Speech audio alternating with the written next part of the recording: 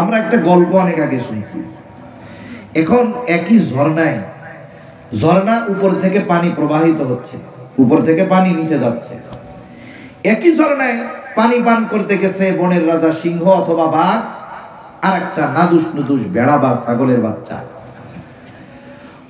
ঝর্ণার উপর দিকে পানি পান করতেছে বাঘ, আর নিচের দিকে পানি পান করতেছে ছাগল।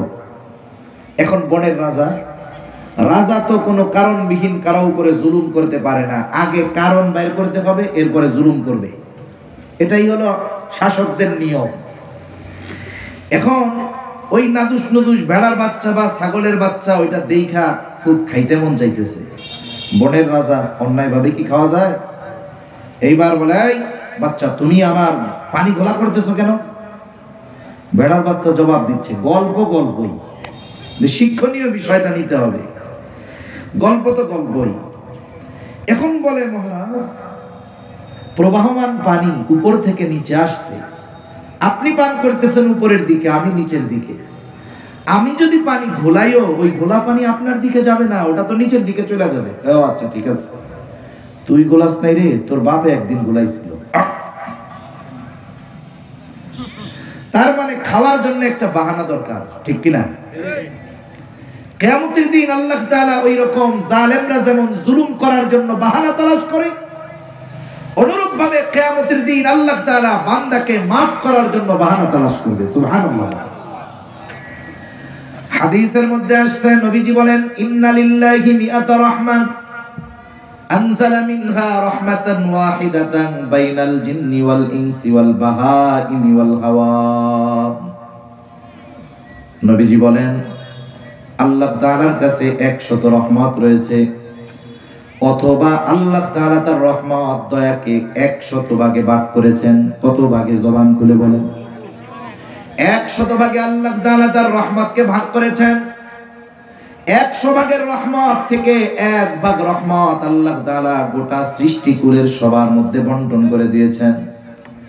ওই 1 ভাগ থেকে যত মাখলুকাত আছে সকলকেই মায়া আল্লাহ তাআলা দিয়েছেন, সব নবীদের মধ্যে দিয়েছেন। সকল সৃষ্টির মাঝে 1 ভাগ থেকেই আল্লাহ তাআলা বন্টন করে দিয়েছেন। ওই 1 ভাগ রহমত থেকে কিছু অংশ হিংস্র প্রাণীও পেয়েছে। গতকাল না আজকে জানি, সম্ভবত গতকাল অথবা আজকে, আমি আমার গাড়িটা নিয়ে এক জায়গা থেকে আসতেছি, হঠাৎ করে একটা কুকুর শুধু ঘেউ ঘেউ করে গাড়ির উপরে আক্রমণ করতে আসতেছে। এখন ওই জায়গায় ওই অবস্থা কেন? ওই গাড়িতে চড়া আমার সাথে আরেকজন লোক বলতেছে, ভাই, গাড়ি দুর্ঘটনায় এই কুকুরের 5টা 6টা বাচ্চা মারা গেছে, এই জন্য যখন সে কোনো গাড়ি দেখে, প্রাইভেট কার দেখে, এরকম তেড়ে যায়। একটু চিন্তা করেন, একটা কুকুর, তার বাচ্চা গাড়িতে পিষ্ট হয়ে আঘাত খেয়ে মারা গেছে। মায়া মুহাব্বতের কারণে কুকুর ভুলতে পারে নাই, যখনই ওইখানে কোনো গাড়ি দেখে সে তেড়ে আসে, আক্রমণ করতে আসে। তাহলে কুকুরের মনেও আল্লাহ তাআলা মায়া মুহাব্বত দিয়েছেন কি দেন নাই? দিয়েছেন। রাসূল আকরাম সাল্লাল্লাহু আলাইহি ওয়াসাল্লামের অন্তরে কত মায়া আল্লাহ তাআলা এই 1 ভাগ থেকেই একটা অংশ নবীজিকে দিয়েছেন। তার মানে সৃষ্টিকুলের সকলের মধ্যে কিয়ামত পর্যন্ত যত রহমত মায়া আল্লাহ তাআলা দিবেন, কয় ভাগ থেকে? জোরে বলেন। আল্লাহ তাআলার কাছে বাকি আছে কত ভাগ? এই 99 ভাগ দয়া মায়া আল্লাহ কেন রাখছেন? আল্লাহর নবী বলেন, আখারাল্লাহু লাহু 99 রাহমা। আল্লাহ তাআলা বাকি 99 ভাগ রহমত দয়া তার কাছে রেখে দিয়েছেন কেন? নবীজি বলেন, ইয়াগফিরু বিহি ইবাদাহু ইয়াউমাল কিয়ামাহ। ওই 99 ভাগ রহমত দয়া মায়া দিয়ে আল্লাহ তাআলা কিয়ামতের দিন তার বান্দাদেরকে maaf করে দিবে। কি মায়া দয়া আল্লাহ তাআলা! এজন্য দুনিয়াতে কেউ যদি শয়তানের ধোঁকায় পড়ে আল্লাহর হক নষ্ট করে কিন্তু শিরিক করে নাই, আল্লাহ তাআলা চাইলে তাকে maaf করে দিতে পারেন, কারণ তিনি যেমন মহান, তার দয়া মায়া ক্ষমাও এরকম মহান। কিন্তু কিয়ামতের দিন সবচাইতে জটিল হবে বান্দার হক, যেটা আল্লাহ তাআলা ক্ষমা করবেন না, বান্দার হৃদয় যেমন সংকীর্ণ, কিয়ামতের দিন ক্ষমার ব্যাপারেও সেরকম সংকীর্ণ হবে। দুনিয়াতে হয়তো অনেক সময় মুহাব্বতের কারণে অনেক কিছু অনেককে মাফ করে দেয়, কিন্তু কিয়ামতের দিন মাফ করবে না। একটা উদাহরণ দেই, দুনিয়ার বুঝতে সহজ হবে। সজাগ আছেন তো আপনারা? তাকবীর দেন, নারায়ে তাকবীর, আরো জোরে নারায়ে তাকবীর, মাশাআল্লাহ। আপনারা পীরগঞ্জের লোক, আপনাদের এখান থেকেই তো রক্ত ঝরার মাধ্যমে গোটা দেশের বিপ্লব সাধিত হয়েছে, ঠিক কিনা বলেন? রক্ত যে ঝরাইছে সে কিন্তু আমাগো লোক না। লোক কাদের? আপনাদেরই তো। ইসলামী আইন কি? শরীয়ত আইন হলো বিবাহের পরে একজন স্ত্রীর ঠিকানা হবে তার স্বামীর ঠিকানা। এখন আমি গোপালগঞ্জের মানুষ, তার বাপের বাড়ি ওই দিক, শ্বশুর বাড়ি এই দিক, আমাদের সাথে তো একটা সম্পর্কও আছে আলহামদুলিল্লাহ। আল্লাহ তাআলা প্রত্যেকটা জালেমকে তার কর্মের পূর্ণ প্রতিদান দিয়ে দেন দুনিয়া এবং আখিরাতে, বলেন আমিন। তাহলে কিয়ামতের দিন মানুষ সংকীর্ণ হয়ে যাবে। দুনিয়ায় মনে করেন একজন মানুষের অঢেল সম্পদ, 1000 বিঘা জমির মালিক। বলেন তো, যেই মানুষটা হাজার বিঘা জমির মালিক, 2-1 শতক জমি সে কি গোনায় ধরবে? গোনায় ধরবে না। বাড়ির পাশে একজন 1 শতক জমি খায়, ও বলবে দূর ওইটা খা, ওর খোঁজও থাকবে না এই 1 শতক জমি ওর আছে না নাই। কিন্তু এই লোকটাই যদি কোনো জীবনের এমন একটা অবস্থায় পড়ে যায় যে তার সব সম্পদ শেষ, দেখবেন যদি কারো কাছে 1 শতক না 2 হাতও পায়, ওটাও সে খুঁজে খুঁজে বের করবে, ঠিক কিনা বলেন? কিয়ামতের দিন যেই মানুষগুলো ধরা পড়ে যাবে, সে খুঁজতে থাকবে দুনিয়ায় আমি কার কাছে কতটুকু পাইতাম, আজকে ওই পাওয়াটাকে কাজে লাগিয়ে আমি নাজাত পেতে পারি কিনা, এই চেষ্টা প্রত্যেকটা মানুষ করবে। প্রত্যেকটা মানুষ কিয়ামতের দিন সর্বোচ্চ নিজের চিন্তা করবে, কাউকে ছাড় দিতে চাইবে না। এই দুনিয়ার আপনজন যারা, মহব্বতের মানুষ যারা, কেউ কাউকে চিনতে চাইবে না। এই দুনিয়াতে একটা পিতা যখন 10 ঘন্টা 12 ঘন্টা 14 ঘন্টা বাইরে কাজ করে, ডিউটি করে, প্রচন্ড পরিশ্রমের পরে যখন সে বাসায় আসে, 2 বছরের বাচ্চাটার চেহারার দিকে তাকাইলে মুহূর্তের মধ্যে কষ্ট দূর হয়ে যায়, ঠিক কিনা কম? প্রবাসে আমার যেই ভাইয়েরা থাকে অনেককে দেখেছি 16, 17, 18 ঘন্টা ডিউটি করবার পর বাসায় এসে প্রথমেই মোবাইলটা ওপেন করে ফোন দেয়, ভিডিও কল। স্ত্রীকে বলে আমার বাচ্চাটা কই। এইবার যখন বাচ্চার চেহারা দেখে, স্ত্রীর চেহারা দেখে, মা বাবার চেহারা দেখে, ওই প্রবাসে থাকা যুবক 18 ঘন্টা ডিউটি করে এসেছে, সন্তানের মিষ্টি হাসি দেখার পর, মায়ের সাথে কথা বলার পর সাথে সাথে 18 ঘন্টার কষ্ট তার দূর হয়ে যায়।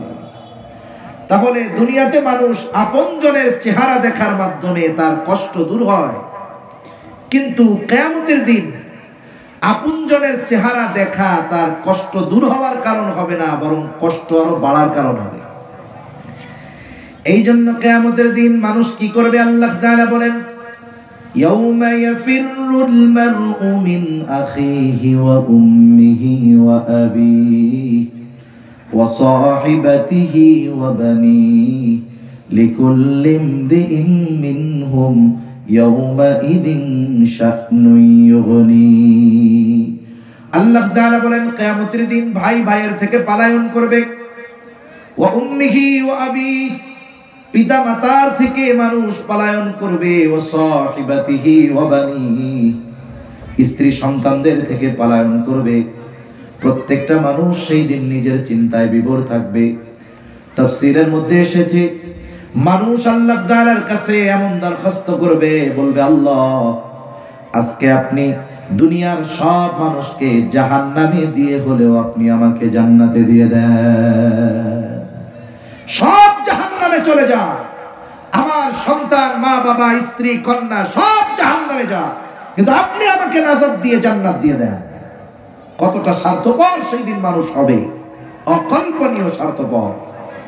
বলেন তো, ওই দিন দুনিয়ায় যদি কেউ কারো কাছে কিছু পায়, বিপদের মুহূর্তে ছাড় দেয় না, ওই কঠিন বিপদ কিয়ামতের দিন আমার আপনার কাছে যদি কেউ পাওনা থাকে, কি মনে হয় ছেড়ে দিবে? দিবে না। এজন্য হাদিসে নববীর ভিতরে এসেছে, নবীজি বলেন কিয়ামতের দিন সবচাইতে নিঃস্ব কে হবে? মিসকিন কে হবে? মিসকিন হলো যার কোনো কিছুই নাই, ফকির গরিব যার আছে তবে অল্প, কিন্তু মিসকিন হলো যার কোনো কিছুই নাই, নিঃস্ব। না খাবার আছে, না পোশাক আছে, না থাকার জায়গা আছে, একেবারে রিক্ত হস্ত, নিঃস্ব। নবীজি বলেন কিয়ামতের দিন কে সবচাইতে নিঃস্ব হবে তোমরা কি জানো? উপস্থিত সাহাবায়ে কেরাম বলতেছে আল্লাহ এবং তার রাসূল ভালো জানে কিয়ামতের দিন নিঃস্ব কে হবে। একটু খেয়াল দিয়ে হাদিসটা শুনবেন। সজাগ আছেন তো আপনারা? আরেকটা তাকবীর দেন, নারায়ে তাকবীর, মাশাআল্লাহ, নারায়ে তাকবীর। এই তো এরকম হইলে মোটামুটি কথা বইলে একটু মজা আছে। আরে লোক কম হোক, শোনেন, অনেক মানুষের ক্ষেত্রে কথা বলে মজা নেই, কিন্তু আগ্রহী অল্প শ্রোতা হইলে কথা বলে মজা আছে। অনেক লোক কিন্তু আগ্রহ নাই, একবার এরকম করে ওরকম করে। তা মাশাআল্লাহ, আপনাদের আগ্রহ ভালো, আল্লাহ কবুল করুক, সকলে বলি আমিন। এখন আমরা কি কেউ কিয়ামতের দিন নিঃস্ব হতে চাই? কেউ চাই না যে আমরা কিয়ামতের দিন নিঃস্ব হব, কেউ চাই না। তাহলে আসেন একটু জানি কিয়ামতের দিন সবচাইতে নিঃস্ব কে হবে। নবীজি প্রশ্ন করলেন সাহাবায়ে কেরামকে, সকলেই জবাব দিল আল্লাহ এবং তার রাসূল ভালো জানেন কে কিয়ামতের দিন নিঃস্ব হবে। নবীজি বললেন কিয়ামতের দিন নিঃস্ব হবে ওই ব্যক্তি যার দুনিয়ায় নামাজ, রোজা, হজ, যাকাতের কোনো অভাব ছিল না, কিন্তু একটা সমস্যা তার ছিল, দুনিয়ায় ওই ব্যক্তি বান্দার হক নষ্ট করত। আরেকটা হাদিস থেকে শুনিয়ে আমি এই হাদিসটার ভেতরে যাব। রাসূল আকরাম সাল্লাল্লাহু আলাইহি ওয়াসাল্লাম বলেন, তোমরা ওই দিনকে ভয় করো যেই দিন আল্লাহ তাআলা বাদী বিবাদীর মধ্যে ফয়সালা করে দিবেন। বাদী বিবাদীর মধ্যে আল্লাহ ফয়সালা করে দিবেন। কোন দিন? কিয়ামতের দিন। নবীজি বলেন দুনিয়ায় কেউ যদি কাউকে অন্যায়ভাবে কথার মাধ্যমেও একটা কষ্ট দিয়ে থাকে, কিয়ামতের দিন আল্লাহ রাব্বুল আলামিন এই বিষয়টারও ফয়সালা করবে। মানুষের হকের ব্যাপারে আমারে বলতে বলা হয়েছে, আমি তো সমুদ্র সামনে দেখতেছি, প্রত্যেকটা মানুষের পরিচয় আলাদা আলাদা করে তাদের হকের কথা বলতে গেলে লম্বা সময় চলে যাবে। মানুষের হকের একটা অংশ আমার আগে আমার ভাই আলোচনা করছে, স্বামী স্ত্রীর হকের কথা বলছে না, এটা তো মানুষের হকের সামগ্রিক বিষয়ের একটা জুজ, একটা অংশ উনি আলোচনা করেছে। দেখেন, একজন বড় মানুষ, আমি যদি ছোট হই, যিনি বড় ওনার একটা হক আমার উপরে আছে। হকগুলোর মধ্যে একটা হক কি? উনি আমার কাছে ভালো আচরণ পাবে, সম্মান পাবে, ঠিক কিনা বলেন? আমি যদি দুনিয়াতে অন্যায়ভাবে তার সাথে খারাপ আচরণ করি, মনে করেন একজন বয়সে কম, বয়সে বড়র সাথে অন্যায়ভাবে খারাপ আচরণ করছে, আল্লাহর কসম ওই বড় মানুষের হক নষ্ট করেছে। দুনিয়ায় যদি ক্ষমা না চায়, কিয়ামতের দিন নেকি দিয়ে এই হক তাকে আদায় করা লাগবে। এজন্য নবীজি বলেন দুনিয়াতে কেউ যদি অন্যায়ভাবে কাউকে কথার দ্বারাও একটা কষ্ট দিয়ে থাকে, কথার দ্বারাও যদি হক নষ্ট করে থাকে, কিয়ামতের দিন এইটার হিসাব, এইটার বিচারও আল্লাহ তাআলা করবেন, ফয়সালা আল্লাহ তাআলা করবেন। এজন্য আমরা কখনো কারোর সাথে খারাপ আচরণ করব না, জবান খুলে বলেন ইনশাআল্লাহ। বাদী বিবাদীর মধ্যে ফয়সালা করে দিবেন ওই দিন, ওই কঠিন মুসিবতের দিন। ওই লোকটা সবচাইতে নিঃস্ব হবে যার আমলের অভাব নাই, পাহাড় পরিমাণ নেক আমল তার, নামাজের অভাব নাই, রোজার অভাব নাই, যাকাত সাদকার অভাব নাই, তাহাজ্জুদের অভাব নাই, কোরআন তিলাওয়াতের অভাব নাই। লোকটা দেখবে আমি পাহাড় পরিমাণ নেকের মালিক, অপেক্ষায় থাকবে এই বুঝি আল্লাহ তাআলা আমাকে নির্দেশ প্রদান করে, ও পাহাড় পরিমাণ নেকের মালিক তুমি জান্নাতে চলে যাও। আল্লাহর অনুমতির জন্য অপেক্ষমান। আল্লাহ তাআলা ওই ব্যক্তিকে অনুমতি দেওয়ার পূর্বে ওই ব্যক্তির ব্যাপারে আল্লাহ তাআলার কাছে এসে কিছু মানুষ অভিযোগ দায়ের করবে। এই দুনিয়াতে কিছু মানুষ আছে যারা মাজলুম, দুনিয়ায় তারা ন্যায় বিচার পায় নাই। যখন কোন মাজলুম কোথাও ন্যায় বিচার পায় না, সে বিচার দেয় কার কাছে? জবান খুলে বলে। রাসূলুল্লাহ সাল্লাল্লাহু আলাইহি ওয়াসাল্লাম বলেন, ইত্তাকি দাওয়াতাল মাজলুম, তোমরা মাজলুমের বদদুয়াকে ভয় করো, কারণ তার মাঝে আর আল্লাহর মাঝে কোনো পর্দা থাকে না। মাজলুম যখন দুনিয়ার কোথাও ন্যায় বিচার না পেয়ে আল্লাহ তাআলার কাছে বলে, আল্লাহ দুনিয়ার কোথাও ন্যায় বিচার পাইলাম না, বিচারটা আপনার কাছে দিয়া দিলাম, কথাটা অনেক ওজনদার। কারণ দুনিয়ার এই মাজলুম ওই দিন আল্লাহ তাআলা তাকে ন্যায় বিচার পাওয়ায়া দিবে।